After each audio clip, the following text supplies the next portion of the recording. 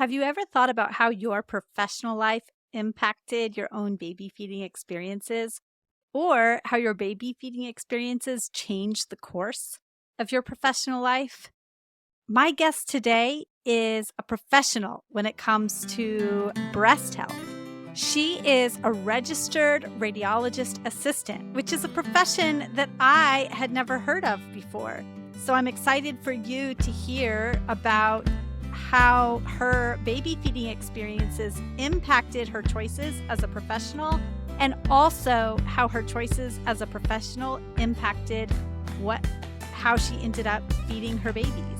She specializes in women's health and knows a lot about breasts. So today she is sharing her baby feeding experiences, but then in 2 days, on Thursday, when my quick hit episode drops, Courtney will be my special guest talking all about breast anatomy and breast function and the things that she sees as a registered radiologist assistant. So I'm so happy for you to hear both of these episodes. Enjoy. Have you ever stopped to consider why so many humans struggle to feed human milk to their human babies in recent history?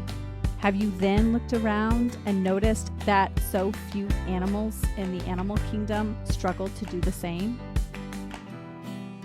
My name is Lo Nigarash. I am an internationally board-certified lactation consultant, or an IBCLC, and a childbirth educator, and I have been thinking about this for a long time. Come uncover the barriers that make feeding our babies so difficult through conversations with people who have breastfed and pumped, through evidence-based information around breastfeeding and pumping and human milk making, and through conversations with other experts in the field. So that one podcast episode at a time, we chip away at these barriers and make breastfeeding easier for everyone. You've heard me now for a few months talking about how much I've enjoyed getting home-cooked meals delivered right to my front door from feastandfettle.com.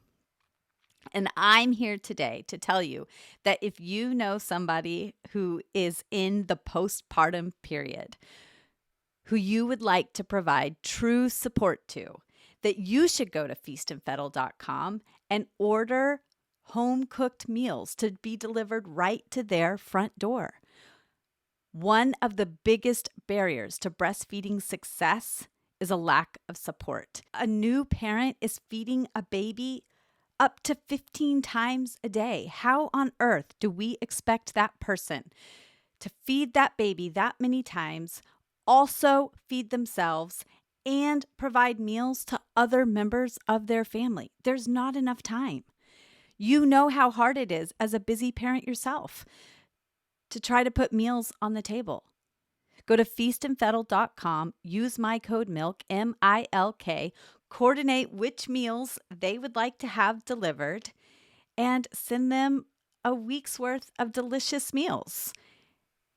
And be the person who eases the burden for them. What a gift. I can't think of a better way to support somebody in the postpartum period. My name is Courtney Yeager. I live in southeastern Connecticut with my family. I have my husband, Ryan, and I have 3 boys. My oldest just turned 5 this week. I have a 3-year-old and a 1-year-old. All right. So before we get into your baby feeding stories, I would love to take you back to your childhood, to your cultural upbringing, and have you talk about what exposure you had to baby feeding throughout your childhood and into your teen years, and what you knew about baby feeding and breastfeeding before you were thinking about doing it yourself. Yeah, I love that question because I love thinking about it. It's so interesting. My mother, I'm the oldest of 3 as well, and she breastfed us all for short periods of time. I'm actually not even sure the length of time, but 3 months is something that always sticks in my head, and then I know that we were formula fed after that. Her breastfeeding the advice, I feel like back then looked very different, and the support looked very different. I remember when I was a little bit older, around 10 years old, seeing my cousins being breastfed when they were newborns, and it was such a hush thing. My aunt was in the front room breastfeeding, and you weren't really encouraged to go in there, or actually encouraged to stay out of there because she needed her privacy and her time with her baby. It wasn't so much, and to no one's fault, it just wasn't something that was celebrated as much. It was very much a private ritual, as if you will. Yeah, and that's interesting to think about. In some ways, it's nice to protect that space with mom and baby. And in other ways, if we just saw it all the time everywhere, it wouldn't need to be so protected. It's like a balancing act of figuring out what each dyad needs. Right. And what works for you, of course. But it is interesting when you think about it as something that's more just integrated into the family lifestyle. It's not something that needs to be so hidden all the time. Yeah, exactly. And then did you ever see, as a child, did you have baby dolls and bottles? Did you babysit? Was it mostly formula when you babysat? What was that like? Yes. So I definitely had baby dolls. They all had bottles. Some of them had milk. Some of them even were bottles of juice. I remember those. Yeah, the ones that would like empty themselves. It was like orange juice or something, which is interesting. And yeah, when I babysat a lot, and it was really mostly formula. It was all pre-prepared. I never remember heating up breast milk. Yeah. Okay. All right. So then take me to preparing to be a mom yourself and what you were thinking about your own goals in terms of breastfeeding. Yeah. And that's another interesting question. And I feel like it plays so much into how I prepared for pregnancy as well. I, from a very early age, was always fascinated with pregnancy. Loved pregnancy. I loved seeing women that were pregnant. I loved babies, so much so that it affected me professionally. But when I was pregnant with my first, I actually changed care providers at 33 weeks pregnant. And there were just some red flags that were coming up related to the size of the baby, things like that. And I knew very early on that it just wasn't aligned with, this provider wasn't aligned with what I was feeling. So I chose to take a hypnobirthing class to help better prepare for the type of birth and that I thought that I wanted to have. And inherently through that, I also took a breastfeeding class as well. So equally became as passionate about preparing for breastfeeding as I was for pregnancy. Even that late in the game of my pregnancy, it was felt like a very heavy decision at the time because it was felt like it was down to the last minutes, but it turns out it was like one of the best decisions that I've ever made because it's had so many implications even beyond just that first birth and breastfeeding experience. Yeah. And the birth experience that you have, not just the outcome of the birth, not just the type of birth you have, but how you feel during the birth experience, whether or not you feel listened to, and even during your care in the prenatal period, have long-lasting impacts on how you feel as a parent going into the postpartum period. And so it's really great that you listen to those red flags and listen to your own feelings about those red flags, and then decided, you know what, I am going to make a change, and didn't push those things down.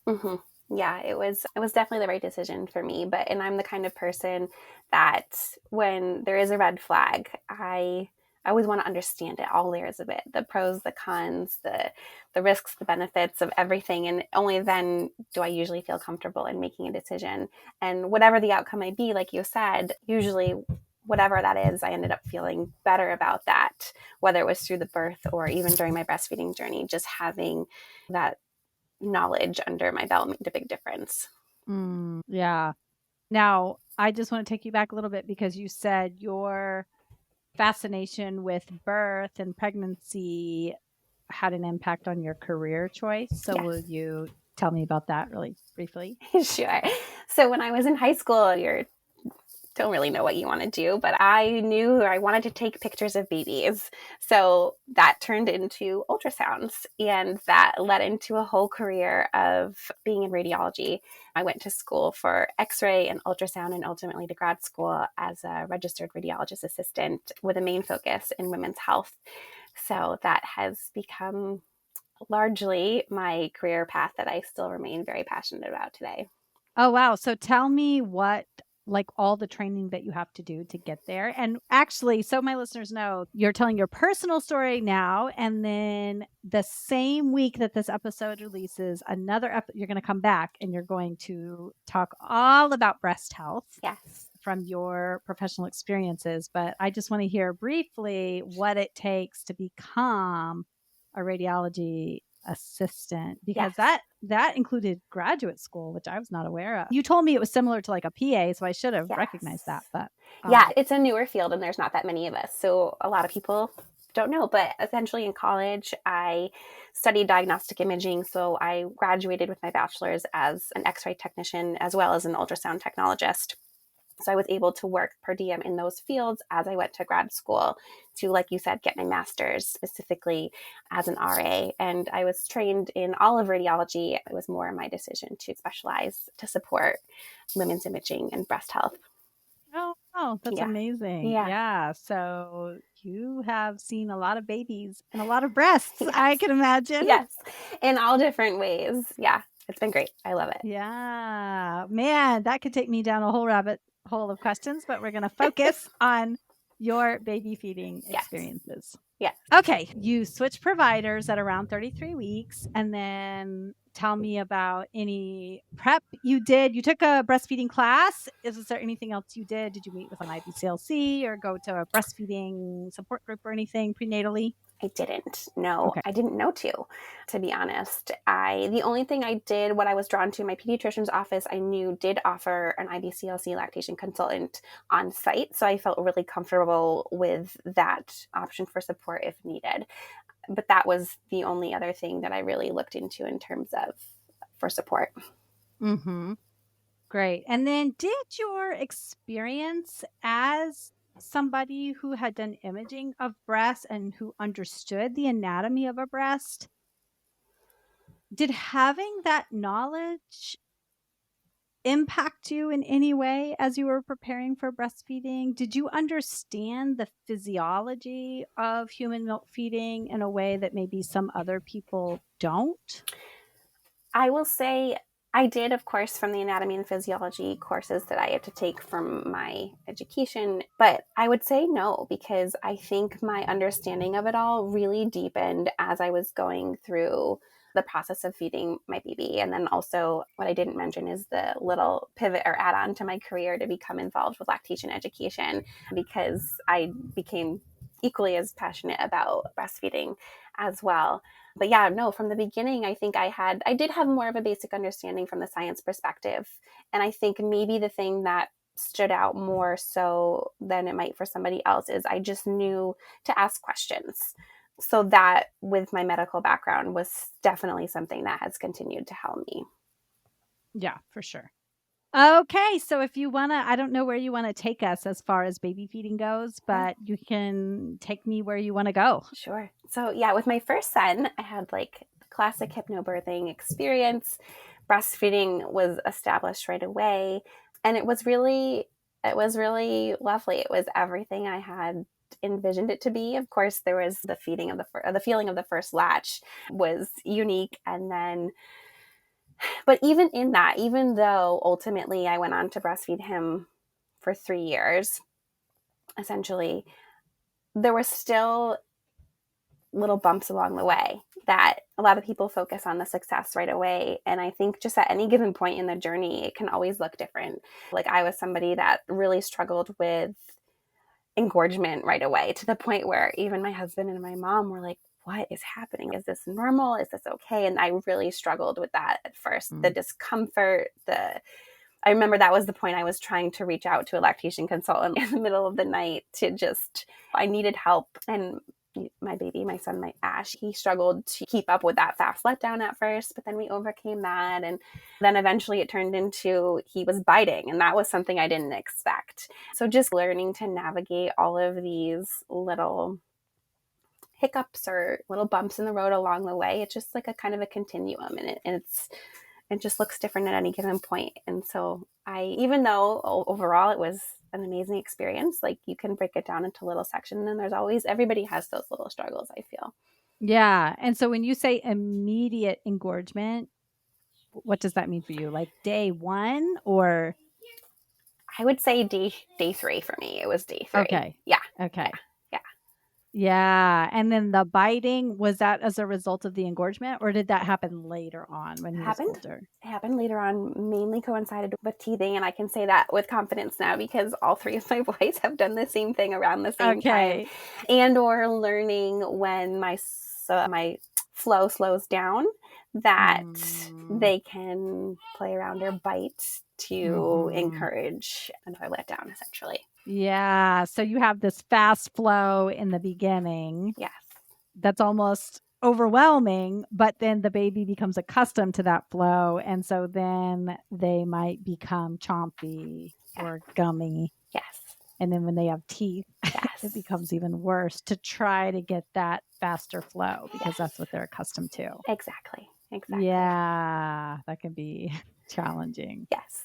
Yeah, it was. And that was with my first around 8 months, I actually reached out to our local La Leche League group to get support because at that point, a lot of my friends weren't breastfeeding anymore. The moms and the families that I knew from having my son around the time that we did had either stopped or were mostly formula feeding at that point. So that was a lonely time, and La Leche League was able to provide some of that support in letting me know that this can be normal and this too is a phase and it will pass and on to the next thing. So that was at that point a resource that became extremely helpful for me. And what did that support look like? Was it calling somebody? Was it online groups? Was it in person? It was, for me, it was in person. I found the contact info online. I think it was through Facebook, and I went to a meeting, but I know now they do. I'm actually a leader as well. Well, great. Yeah. And calling, texting, emailing, even there's discussion groups in Leche League discussion groups on Facebook, and all of those can be outlets for support. Yeah, great. Okay. But did you go multiple times? Like, did you continue to go to an in-person group to get that support? I did. It was so nice to be just surrounded by other families that were feeding their babies in the same way. And it didn't even have to be exactly the same way. Some were combo feeding or whatever, but just even though I didn't have a question or a problem necessarily every time there was a meeting, I just went to hear other people's experiences, put things into perspective, maybe take a little pearl of wisdom away that might apply to me. It was just nice. I hear this so commonly that the people who do decide to reach out and go sit in a room full of people who are experiencing something similar enough to you. Yeah. And to have similar enough goals when it comes to baby feeding and similar enough struggles and similar enough joys.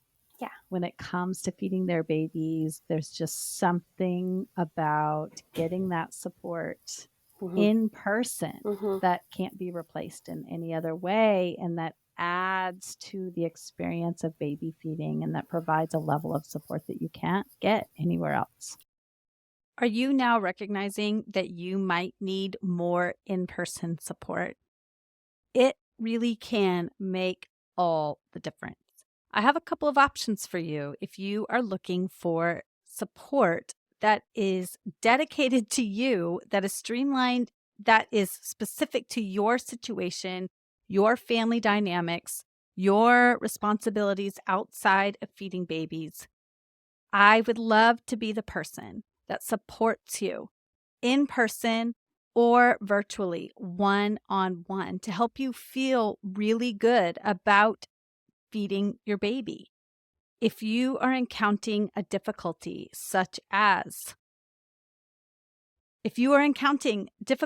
a difficulty of engorgement, like Courtney mentions, or perhaps you have abundant milk and it leads to recurrent mastitis, or maybe you are wondering how you can increase your supply or feel more comfortable pumping, or you would like to create a pumping plan as you go back to work. All of these topics are done so easily virtually, and I want to be the person who helps you meet your goals or adjust them so that you feel really good about feeding your baby. Additionally, if you are local, to Central Massachusetts and you would like to attend my monthly breastfeeding support group, it happens the first Wednesday of the month at Smokestack Coffee Roasters in Lunenburg. From 10:30 to 11:30, you can come get amazing pastries, sit in a room with other people who get how you are feeling and who can provide suggestions and support. And of course, I will be there too as an IBCLC to help supplement that support you get from your peers. Can't wait to see you there. 100%. And it even goes back to what we were talking about in the beginning, that whole kind of community perception of breastfeeding and how this kind of support can help change that it really is breastfeeding in public or feeding your baby on the go whenever you need to is okay. And it's something that you can be comfortable with if that's the right choice for you. Yeah, we are making a cultural shift. And as much as there's this attitude out there that everybody knows that breast is best, and 88% or something like that of people attempt breastfeeding in the beginning now in the United States, there is still this feeling that we are reinventing the wheel because it was lost for multiple generations. And now we're really trying to bring it back and make it the norm again. Yeah. And that takes, it's emotionally toll. It takes an emotional toll on those of us who are really trying to do it in whatever form that looks like for your family. And it's not going to look exactly the same as it did 100 years ago because culturally it looks different. So we're trying to both bring it back and adapt to what our modern families look like. And it is challenging. It feels hard because it is hard. And getting that support in that way is so important. Yeah. And it's not the same. And if the only thing you can do is go online to a Facebook group, fantastic. If all you can do is text a Lala leader or some other person who has fed their baby in a similar way, great. But if you can get in person to a group, do it because it can't be replaced. 100%. Yes, I couldn't have said it better. Yeah. Yeah. Okay. So did you go to La Leche League throughout feeding all three babies, or did it get harder as you had more children? It got harder because first of all, I wasn't necessarily, I guess I could have. It's always encouraged to bring children with you, but it was very distracting for me to bring my 2-year-old to a leche meeting. But also, my second was born the week COVID hit. So that experience was inherently much different. Yeah. And I think since then, now the in-person meetings are just resuming back to whatever the new normal is before that happened.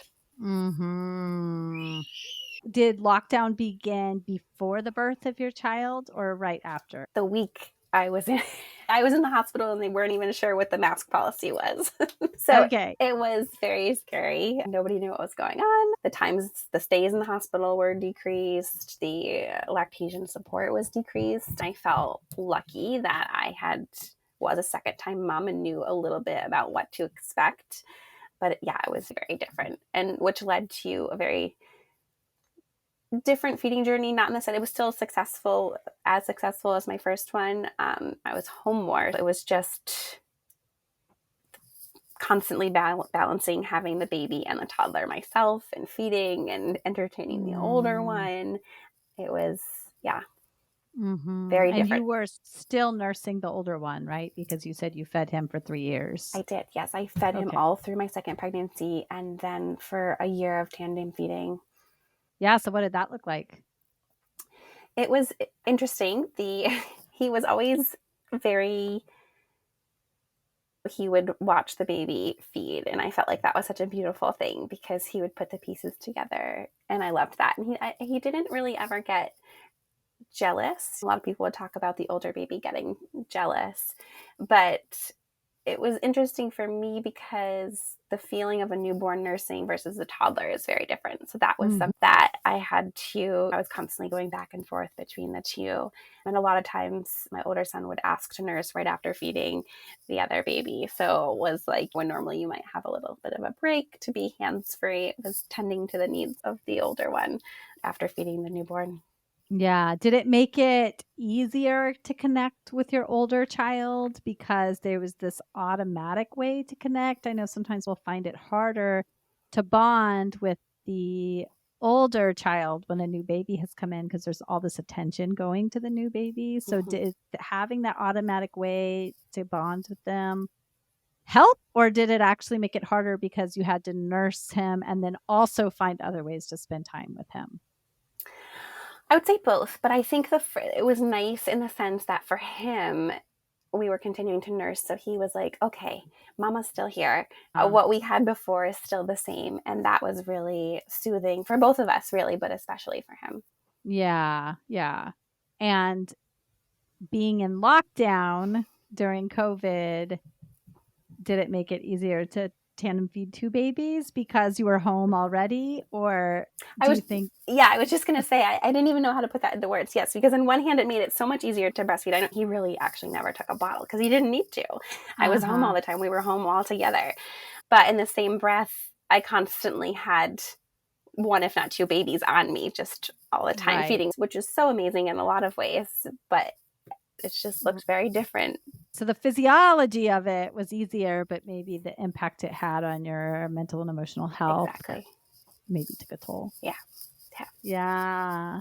And any difficulties with the second, with plugged ducts or anything like that? No, the second was pretty mirror image to my first. And I think, to your point, the physiology of just being together all the time, the constant baby wearing, because I had to be helping the toddler, and tandem feeding just made for that very smooth experience. Yeah. And I think this highlights one of the barriers to human milk feeding in modern life, is that most of us cannot structure our lives this way. Even for stay-at-home parents, there's so much that we are doing, whether we're working parents or stay-at-home parents. Both are hard. Yeah, exactly. In a society where we get so little support and we have so few extra hands, that even outside of that lockdown time, we're so busy, we're running so many errands, we have to go to the grocery store, we have to pick up this and that, and take kids to programs and do all these things, that it's hard to maintain milk supply and carve out the time for feeding. And so that little bit of time, COVID lockdown, for the people who are stuck literally at home with almost nothing to do but feed their babies, because you're not going to the grocery store, you're not going to programs, you're not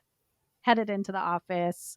For some people, it may have improved breastfeeding a little bit. Yeah, I would say that for sure. And I would say that for me too, it also changed my perceptions of sleep and all of that, because with my second, we did a lot more co-sleeping, and he was just, I was constantly baby wearing him. And so to help soothe, I learned a lot the second time around because we spent so much more time together. Whereas the first time I was maybe going off of more of what family members had told me, or maybe I read a piece of advice online or read something from a book. I was piecing it all together, but being forced into that situation, I just learned. Yeah. So much so that it affected. What was that? I said beauty from ashes. Right? Yeah. And I was just going to say, though, it carried over into my third. I did things a lot differently with my third compared to my first, just because I think of that experience too. Yeah. Setting it up intentionally. Yeah. So do you want to talk about that? Yes. What was your third like? My third, I will say, was a very different experience. I had a high-risk pregnancy. I was induced at 35 weeks, and he spent a week in the NICU. And it was an experience where I wasn't able to hold him for about 4 days. I had to establish my supply solely on a breast pump and hand expression. So even having been through breastfeeding successfully 2 times, I almost wasn't prepared for that. And there were many moments where I was sitting there pumping every 2 to 3 hours in the middle of the night, thoroughly exhausted mentally and physically. And I couldn't even see how we were going to end up breastfeeding successfully, how he was ever going to latch. So the third time was very different. Yeah, and that can be really challenging when you're in the midst of it, especially when you know everything about how important it is to establish breastfeeding early on. Skin to skin, all of that, to then be thinking, oh no, it's going the opposite of Mm-hmm. the way I need it to know. And you can start to think it will never happen. Mm-hmm. I'm so sorry that you had this experience. I'm thankful in many ways because I think it was through that even as somebody who is really aware about breast health, and at that point I had established some knowledge base in lactation education, it was through that experience I realized how important learning how to hand express is, even before you Mm. have the baby, and how all of those things come into play, and Yeah. especially in a situation like that. So had you been hand expressing before the 35-week induction? I was, but only, I was actually using the pump, I should say. I wasn't hand expressing because I was trying to encourage induction myself. I was trying to move things along as naturally as I could, even though I knew ultimately I was probably going to end up needing to be induced. But I was pumping to hopefully just prime to get things ready, and inherently in that collected some colostrum. Okay. Yeah. And so then baby was in the NICU and was being fed your breast milk in addition to supplementation. He mostly got my breast milk because I had brought that colostrum that I had harvested early on, in trying to induce myself. That was enough to offset my low supply in the beginning until my more mature milk came in. So he did end up needing a little supplementation, but it was very minimal. And that was something that made me feel really good. And I was able to make that decision confidently because I knew I was doing the best that I could to do everything for him. Yes. So I was pumping early on. And then in the hospital, I did meet with a lactation consultant. I forget at what point. I think it was 1 or 2 days after he was born. And that's when we worked on really mastering the hand expression techniques, because ultimately in the early days, that's where I got the biggest yield with getting the colostrum out, was through hand expression and actually not the pump. Yeah, I know. I see a lot of people in the hospital who are just laying back in the bed with their pump with Mm-hmm. really incorrect sizing Mm-hmm. on, and just like pumping for 20 minutes with Yeah. nothing coming out repeatedly every 2-3 hours. And then they say, I have no milk. And I'm like, Mm-hmm. the milk is there. We just have to find a different way to get it out, Yes.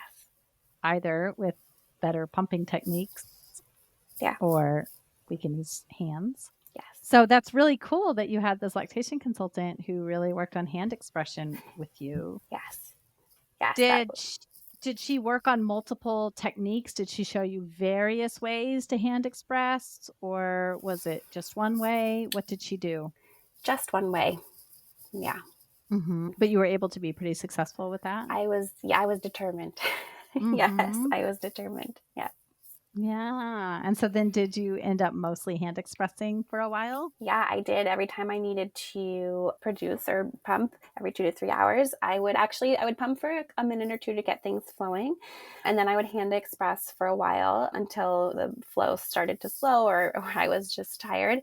But then I would pump for a little bit afterwards just to get that stimulation in to set the foundation for hopefully increasing my supply. Yeah.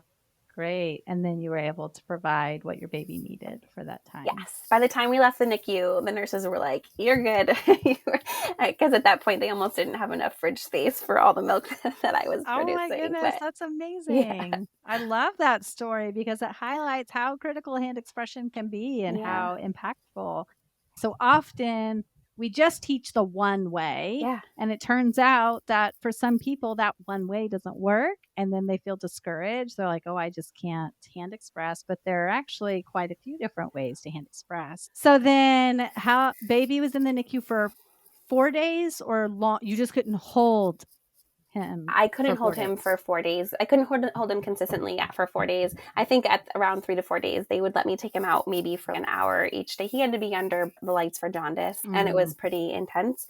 So I mhm. really could only hold him for maybe an hour or so every day until day 4. And then I was able to nurse him, but I was still using the pump a lot. And I would say even for a couple weeks afterwards, he was so little and he wasn't latching well. So we would practice latching, but then ultimately I would have to pump to get the milk out and bottle feed him to make sure that he was getting the nutrients that he needed, until eventually somewhere along the way it just clicked. And then eventually we were breastfeeding more than I was pumping. And now Mhm. he's 14 months and he's Now he won't take a bottle. Now he Yeah. only breastfeeds. Oh, So. no. Yeah, that switch happens sometimes. Yes.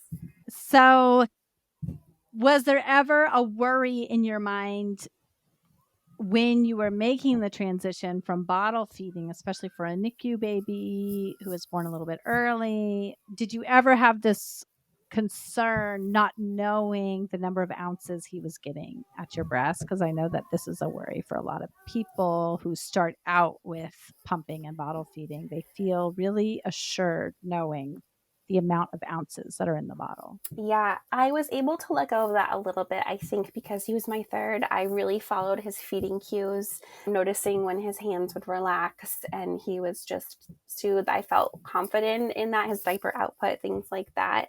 So I wasn't so concerned with it. And his weight also was never really, and that was never really the issue. We had all those things going for us. Okay. Yeah. So you were able to gradually transition. It was Yeah. really just getting him on the breast and staying there. Exactly. And knowing And that he was transferring enough from me. yeah. Did you use any tools like a nipple shield or anything to help him get I on the didn't breast? Okay. know. Okay. So he just, do you remember how many weeks he was when he finally? He was, by the time we gave up the pump, I would say he was about a month. So 4 weeks, Oh, 4 weeks old. And I will say for him, because he was a preemie, the positions mattered a lot. Side lying position and laid back were much more successful for getting him to latch than the standard cradle hold at first. okay. What would happen if you tried cradle hold? He wouldn't be able to get that deep latch. It was painful. It was really painful for me. The side lying was actually the best, most comfortable for me, most comfortable latch for him. And I could tell he was able to latch and transfer that milk and swallow easiest. Yeah, that's good to hear because sometimes people get stuck in one or two positions Mm-hmm. and sometimes it takes thinking outside the box a little bit. And if side lying works, you can do side lying for a month and then slowly try to transition to more convenient positions. Exactly. Yeah, because eventually they all do the breast gymnastics when they're toddlers. Right. So, Exactly. yeah. Yeah. And a month can feel like a really long time when Yeah. you're wondering if your baby is ever going to transition off the bottle. Yeah. I had those thoughts. It was a struggle. I wasn't sure. I really wasn't sure if he was ever going to exclusively breastfeed. And how, the other thing that was heavy was, how was I going to make this work with 2 other children at home? Because Right. it was a lot to, my husband at that time was able to take some time off, but once he had to go back to work, it wasn't going to be feasible for me to breastfeed, pump, and then bottle feed, and then do it all over again every 2 to 3 hours. Yeah. So it was like looking down a dark tunnel for a while. Yeah. I can see how you would be wondering what you were going to do. Mm-hmm. How much more time did he have off by the time it clicked? He was able to get 6 weeks total. So I think he had 2 weeks left, Okay. roughly. Yeah. Yeah. And had your middle already weaned by the time your third was born? My middle weaned when I was pregnant. So it happened simultaneously. I was very pregnant in going into my 3rd trimester, and I also got COVID. So I think between the pregnancy and COVID, my supply naturally just went down at that time, and he self-weaned. So Yeah. Sometimes the milk changes and there's not as much. And yeah. Was it painful for you at that time when he tried to nurse? Oh yes, in pregnancy, both times actually. It was Yeah. I forgot how much that nipple pain can hurt. Yeah. I really thought I was going to tandem nurse my kids, but my oldest, it just hurt too bad. And I had experienced a lot of pain during my first breastfeeding journey. And I just thought, you know what, I'm not going to go through this again. Yeah, I for stopped. sure. Yeah. So is there anything else about any of your experiences that you think is important to share? I think just finding support and whatever that looks like for you, and knowing your resources even ahead of time, because everybody goes into breastfeeding or feeding their baby and having a vision of what they think it's going to be like or what they want it to be like. And I think a lot of times, most of the time, it may not exactly be that. And that's okay. There's going to be these twists and these turns, and it's going to become something else. And so just being able to pivot with it and go with it, knowing that everything is a phase and it's it all works out. Yes, it all works out. And I love this idea of everything being a phase because it really is. And it goes both ways. Like you think you've got your baby figured out and that you know what their patterns are. And then as soon as you've got it figured out, it switches up. So whether that's breastfeeding or sleep or naps or eating, it's going to change in 3 months because they grow so rapidly. Yeah, exactly. And even as a first-time mom, second-time mom, third-time mom, it's different every time. And you, in some ways, you're more experienced, but you also find yourself back at square one, kind of Googling the same questions that you did the first time. Because it's a new person. Yes. And so you're getting to know a new person. Yeah. Yeah. Awesome. I thank you so much for sharing your experiences, and I can't wait to have you back on to share your professional expertise when it comes to breast imaging and breast health. And is there anywhere that you want people to be able to connect with you now, just as a person and a mom, maybe even your La Leche League group or contact information? Yes, I'm a leader in the local La Leche League group in Clearfield and Westport in Connecticut. So I'm always there for a local support if needed. Great. Yeah. Yeah, we can link that information in the show notes for people to find. Great. Perfect. Awesome. Thank you. Thank you. Thank you for having me. I love the message that Courtney gives that reminds us that most struggles that come up with our kids really are a phase.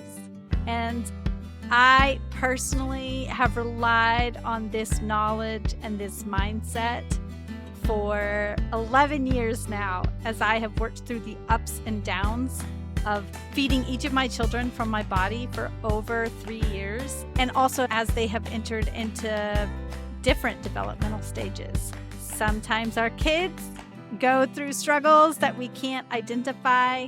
Sometimes something is going on inside of their body or their brain that is really frustrating or annoying to us. And I love this idea that it will work out. We have to do the best job we can in the moment. We have to pivot when necessary, but we can do it and it will be okay. So I hope this message resonates with you too. I can't wait to discuss what you think about this in the Milk Making Minutes community group on Facebook. I'll see you there.